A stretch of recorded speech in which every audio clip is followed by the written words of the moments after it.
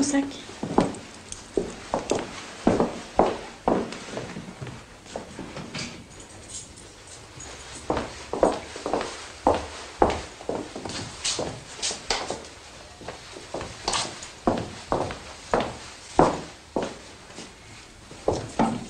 Tu veux boire quelque chose? Oui, je veux bien.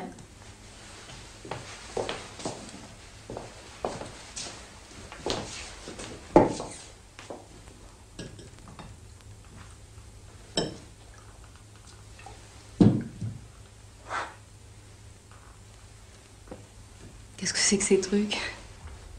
Truc? C'est bien le mot. Si tu savais comme je l'ai maudit. Ça a été à l'origine de la brouille entre papa et maman. Enfin, j'exagère un peu, mais pas tellement. Un jeune architecte que maman admirait beaucoup, je suppose qu'elle faisait plus qu'elle admirait, mais ça ne me regarde pas, passons, l'avait persuadée de refaire la cuisine, qui à l'époque était très peu pratique et gâchait l'appartement. Alors il a eu une idée complètement ridicule, comme on en parfois et même très souvent les architectes, c'est de délimiter un espace pour obliger les gens à le contourner et préserver, pour ainsi dire, l'endroit où on se met à table. Tu saisis? Mon père, à son tour, s'est laissé embobiner, mais le piquant de l'histoire, c'est que c'est ma mère qui, une fois la chose faite, a été le plus déçue. Elle s'est brouillée avec l'architecte et elle nous a quittés. Enfin, c'est du moins ainsi que j'ai vu les choses. J'avais 12 ans. En fait, entre mon père et elle, ça n'allait plus depuis longtemps.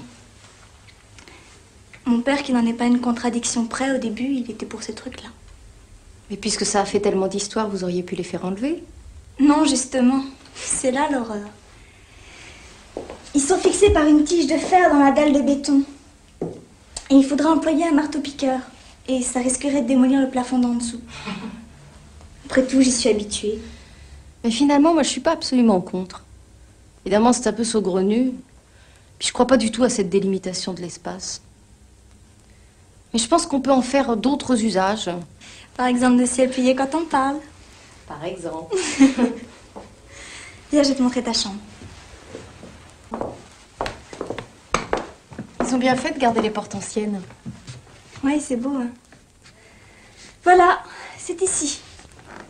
Mais c'est la chambre de ton père, ça pourrait le gêner. Mais non, je te l'ai déjà dit, il est jamais là. Je vais te chercher des draps.